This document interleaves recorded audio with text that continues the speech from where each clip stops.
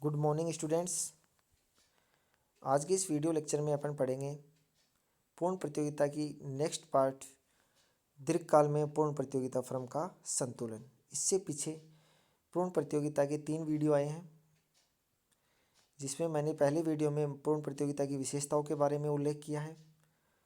दूसरा जो वीडियो है उसमें पूर्ण प्रतियोगिता का जो अल्पकालीन संतुलन है उसके बारे में विस्तार से अपन ने चर्चा की है। अल्पकाल में जब फर्म होती है तो वह सामान्य लाभ, असामान्य लाभ और हानि तीनों स्थितियां प्राप्त करती है। और जो फर्म का संतुलन होता है वह एम आर बराबर एम सी, या फिर अपन कह सकते हैं जब एम सी वक्र एम आर वक्र को नीचे से काटे तो वहाँ फर्म संतुलन में होती है। उसके जस्ट बाद जो वीडियो आया था उसमें मैंने उत्पादन बंद करो बिंदु अर्थात शट डाउन पॉइंट के बारे में पढ़ाया था, और मैंने ये भी बताया था जब कीमत जो होती है वो या तो एवीसी के बराबर हो या एवीसी से ज़्यादा हो, अर्थात मिनिमम एवीसी के जो पॉइंट होता है वो शट डाउन बिंदु कहलाता है। ठीक है, तो फर्म का जो संतुलन की शर्त थी वो थी कीमत ज़्यादा होनी चाहिए या बराबर होनी चाहिए किसके, एवीसी के। अगर कीमत है वो कम हो जाएगी किससे, एवीसी से, औसत परिवर्तनशील लागत से, तो वो शट डाउन बिंदु होगा, वहाँ उत्पादन कर देगी फर्म। ठीक है, लेकिन वो जो बातें हो रही थी वो अल्पकाल से संबंधित थी, और ये मैंने बहुत अच्छे से आपको समझा दिया है कि अल्पकाल वह काल होता है जिसमें कुछ साधन परिवर्तनशील होते हैं, कुछ साधन परिवर्तनशील होते हैं, बाकी सभी के सभी साधन क्या माने जाते हैं, स्थिर मानकर चलते हैं। यहाँ तक अपने स्टडी कर ली थी। आज हम बात करेंगे दीर्घकाल में पूर्ण प्रतियोगिता फर्म का संतुलन किस प्रकार होता है। तो उससे पहले मैं आपको बताना चाहूँगा कि दीर्घकाल होता क्या है। तो दीर्घकाल वह अवधि है जिसमें उत्पादन का पूरा पैमाना चेंज हो जाता है। जब मैंने पैमाने के प्रतिफल आपको पढ़ाए थे तब बताया था दीर्घकाल वह काल होता है जिसमें उत्पादन के सभी साधन क्या हो जाते हैं, परिवर्तनशील हो जाते हैं। सभी साधनों को अपन बदल सकते हैं, अर्थात उत्पत्ति के सभी साधन, चाहे वो उत्पादन तकनीकी हो, चाहे प्लांट का आकार हो, चाहे वो श्रम, भूमि, पूंजी, मशीनें, कुछ भी हो, उनको आवश्यकता अनुसार परिवर्तित किया जा सकता है। तो सबसे पहले जो इम्पोर्टेंट क्वेश्चन बनता है, कई बार ये कॉम्पिटिशन एग्जाम में पूछा जाता है कि दीर्घकाल में टीएफसी कितनी होती है, कुल स्थिर लागत कितनी होती है। तो ये कितनी होती है, 0 होती है। क्यों? क्योंकि दीर्घकाल में कोई भी उत्पादन का साधन स्थिर नहीं रहता, सभी के सभी साधन क्या हो जाते हैं, परिवर्तनशील हो जाते हैं। ठीक है, तो दीर्घकाल में केवल टीसी और एसी की धारणा होती है, एएफसी की धारणा भी दीर्घकाल में नहीं होती। ठीक है, और एएफसी की धारणा नहीं होती इसका मतलब क्या हुआ, जो औसत लागत है वही औसत परिवर्तनशील लागत है। क्यों? क्योंकि सभी साधन परिवर्तनशील हैं। तो फर्म दीर्घकाल में उत्पादन को मांग के अनुसार पूर्ण रूप से समायोजित कर सकती है। अगर मांग बढ़ रही है वस्तुओं की तो वो अपने उत्पादन को बढ़ा देगी। तो दीर्घकाल में तो फर्म अपनी पूर्ति को घटा भी सकती है और बढ़ा भी सकती है। दीर्घकाल इतनी लंबी समय अवधि होती है कि कोई भी फर्म उद्योग में एंट्री कर सकती है और उद्योग छोड़कर जा सकती है। अगर किसी फर्म को नुकसान हो रहा है, लगातार घाटा हो रहा है, तो वो फर्म उस उद्योग से निकल जाती है, क्योंकि एक फर्म में 10-12 उद्योग काम करते हैं। और अगर उस उद्योग को फ़ायदा हो रहा है तो उस लाभ से आकर्षित होकर कुछ फर्में उसमें कार्य करने के लिए पुनः प्रवेश भी कर सकती है। अब ये बात याद रखना कि दीर्घकाल में उद्योग में काम करने वाली प्रत्येक फर्म को सामान्य लाभ प्राप्त होगा। और मैंने ये पिछले वीडियो में बताया था, सामान्य लाभ क्या होता है, सामान्य लाभ या उसे अपन शून्य लाभ बोलते हैं। वहाँ जो ये एम आर वक्र है या ए आर जो वक्र है वो एम सी और ए सी वक्र के क्या होगा, बराबर होगा। यहाँ ना तो उसे लाभ की स्थिति होगी ना हानि की स्थिति होगी, केवल सामान्य लाभ प्राप्त होगा। और सामान्य लाभ में हम क्या जोड़ते हैं, कोई या उद्यमी या उत्पादक जो है वह अगर स्वयं के साधनों को अपने उत्पादन में कार्य में लगा रहा है तो उसको उसका प्रतिफल मिल जाता है, यही सामान्य लाभ कहलाता है। कहने का मतलब, मान लो एक उत्पादक, किसान उत्पादक है, वो उत्पादन करता है और उसका जो लागत है वो 100 रुपये है। उस 100 रुपये में वो 70 रुपये तो वो मशीनों पे, उर्वरक पे, खाद पे, अन्य कार्यों में लगा देता है। लेकिन बाकी जो 30 रुपये की जो लागत लग रही है वो किसान स्वयं मजदूरी करता है उसकी, प्लस किसान की खुद की जो भूमि पे वो कार्य कर रहा है उसका किराया, ऐसे मिला के उसके टोटल कितने रुपए लागत हुई, 100। अब अगर वो उसको बेचता है और वो 100 ही रुपये में बिक जाती है, तो वैसे तो 100 में लागत लगी, 100 बिक गया, तो लाभ कितने का होना चाहिए था, 0 से होना चाहिए था। लेकिन यहाँ सामान्य लाभ होता है कितने रुपए, एक्चुअल में उसका खर्चा कितना हुआ था, 70। 30 तो क्या था, उसके स्वयं के जो साधन, या वो तो वो खुद कार्य कर रहा था, या वो अपनी भूमि वहाँ काम में ले रहा था, या अपनी पूंजी, स्वयं की पूंजी काम में रह रहा था। तो वो जो भी स्वयं के साधन थे उनका जो प्रतिफल मिल रहा था वो उसको प्राप्त होता है, वो होता है सामान्य लाभ।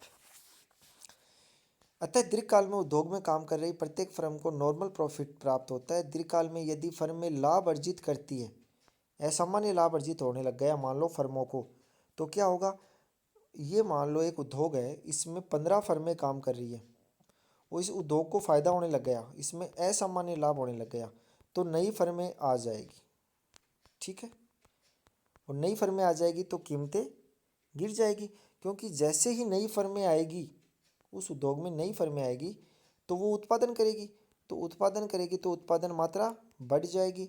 उत्पादन बढ़ने से क्या होगा, पूर्ति बढ़ेगी, और पूर्ति बढ़ने से कीमत क्या हो जाएगी, कम हो जाएगी, ठीक है। दीर्घकाल में यदि फर्में लाभ अर्जित करती है तो अन्य फर्में लाभ से आकर्षित होकर उद्योग में सम्मिलित हो जाएगी। इसके कारण उद्योग में पूर्ति में क्या हो जाएगी, वृद्धि हो जाएगी, और उद्योग की पूर्ति में वृद्धि होती है। तो जब मैंने शुरू में पढ़ाया था कि ये तो उद्योग का मांग वक्र होता है, ये उद्योग का प्रति वक्र होता है, ठीक है। अब अगर पूर्ति में वृद्धि हो जाती है तो पूर्ति वक्र इधर खिसक जाएगा, तो यहाँ कीमत OP1 थी और यहाँ कीमत घटकर कितनी हो जाएगी, OP2 हो जाएगी। तो जैसे ही पूर्ति बढ़ती है वैसे ही कीमत क्या हो जाती है, कम हो जाती है, और पुनः लाभ की स्थिति, सामान्य लाभ की स्थिति प्राप्त हो जाती है। और बाई चांस एक बार इसको देख लेते हैं, पूर्ति अधिक होने पर कीमत घटेगी और फर्मों का जो लाभ है वो सामान्य लाभ में बदल जाएगा। इसके विपरीत यदि कुछ उसी उद्योग में 15-10 जो फर्में थी उनको हानि होने लग गई, तो क्या करेंगे, हानि होते ही कुछ फर्में निकल जाएगी वहाँ से, ठीक है, क्योंकि कुछ फर्मों को हानि बर्दाश्त नहीं होगी तो वहाँ से निकल जाएगी। तो 15 में से मान लो अब 8 फर्में बची है, तो ये श्योर है कि अगर फर्में कम हो जाएगी तो उत्पादन भी क्या हो जाएगा, कम हो जाएगा, उत्पादन कम हो जाएगा, और उत्पादन कम हो जाएगा तो फिर वही मांग वक्र है, ये सप्लाई वक्र है। तो उत्पादन कम होते ही पूर्ति भी क्या हो जाएगी, कम हो जाएगी, तो पूर्ति कम हो जाएगी, और पूर्ति कम हो जाएगी तो कीमत P1 से बढ़कर OP2 हो जाएगी। तो फर्मों को असामान्य लाभ में बदला जाएगा। पूर्ति अधिक होने पर कीमत घटेगी। यदि इसके विपरीत यदि फर्मों को हानि हो रही है, फर्में उद्योग छोड़ देगी, जिसके कारण पूर्ति में कमी होगी, उसके कारण वस्तु की कीमतें बढ़ेगी, और कीमतें बढ़ेगी तो फर्मों को हो रही जो हानि हो रही थी वो कम होकर सामान्य लाभ में बदल जाएगी, ठीक है। अब अपन बात करेंगे दीर्घकाल में संतुलन की क्या क्या शर्तें थी। तो दीर्घकाल में संतुलन की सबसे इम्पोर्टेंट शर्त है वो वही है, MR क्या होना चाहिए, MC के बराबर होना चाहिए। दूसरी जो शर्त है वो है AR जो है वो भी MC के बराबर होना चाहिए, अर्थात जो कीमत है, प्राइस है, वो भी किसके बराबर होनी चाहिए, MC के बराबर होनी चाहिए। तो इसको आप ध्यान से देखना, ये डायग्राम आपको दिख रहा है, इसमें एक LAC वक्र बनाया गया है।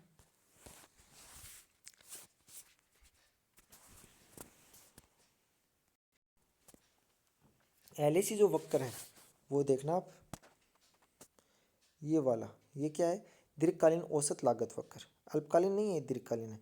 ये LMC वक्र है, ये दीर्घकालीन सीमांत लागत वक्र।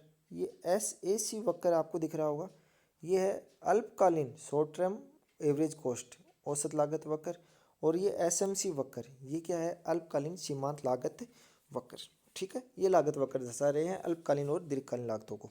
और ये जो AR और MR है वो क्या है, मांग वक्र है। और ये जो OP है ये कीमत है जिसका निर्धारण उद्योग में हुआ था।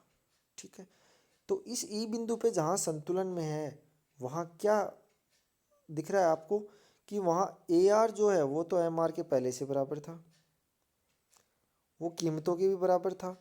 लेकिन उसी बिंदु पे ये सब की सब लागतें भी क्या हो जाएगी, बराबर हो जाएगी। देखो सभी वक्र एक बिंदु पे काट रहे हैं, तो यहाँ SAC बराबर LAC बराबर LMC बराबर SMC सब क्या हो जाएंगे, इक्वल हो जाएंगे।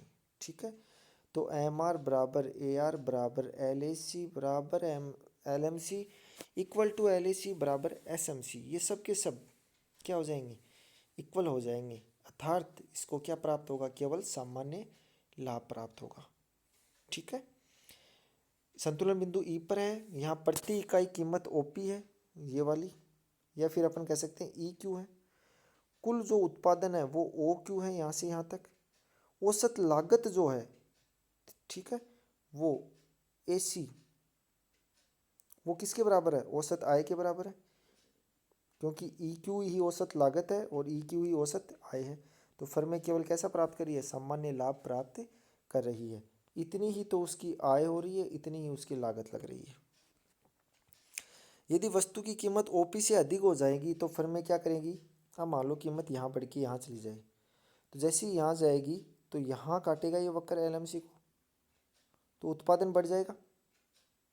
ठीक है, जैसे ही उत्पादन बढ़ेगा, ध्यान से देखना, जैसे ही कीमत में वृद्धि हो जाएगी तो फर्म को अधिक लाभ होगा। क्यों, क्योंकि यहाँ कीमत जाने से लागत वक्र तो यहाँ है SAC, तो इतना लाभ होने लग जाएगा।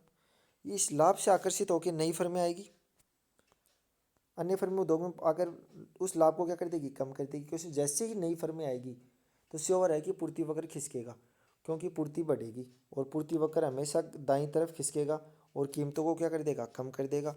तो जो कीमत बढ़ी हुई थी यहाँ तक थी वो घट के बराबर वापस OP के आ जाएगी। ठीक है, उसकी विपरीत यदि कीमत घटकर OP से कम हो जाती है, अगर मान लो कीमत यहीं रह जाती है, तो यह MR को यहाँ तक काटती है, तो यहाँ उसको हानि होगी। हानि होगी क्योंकि लागत तो SAC वक्र इतनी थी और प्राप्त इतना ही हो रहा है, ये हानि हो गई। हानि होगी तो उस हानि को देखकर कुछ फर्में बाहर निकल जाएगी, और जैसे ही फर्में बाहर निकलेगी उत्पादन में क्या हो जाएगी, कमी हो जाएगी, और सप्लाई क्या हो जाएगी, घट जाएगी। सप्लाई घटते ही कीमत क्या हो जाएगी, बढ़ जाएगी, और कीमत बढ़ते ही पुनः सामान्य लाभ की स्थिति प्राप्त हो जाएगी, पुनः कीमत OP तक स्थापित हो जाएगी। अतः हम संक्षेप में ये कह सकते हैं कि दीर्घकाल में पूर्ण प्रतियोगिता फर्म सदैव कैसे में रहती है, सामान्य लाभ में रहती है। लेकिन ध्यान रखना, अल्पकाल में हमें असामान्य लाभ, सामान्य लाभ और हानि तीनों स्थितियां प्राप्त होती है।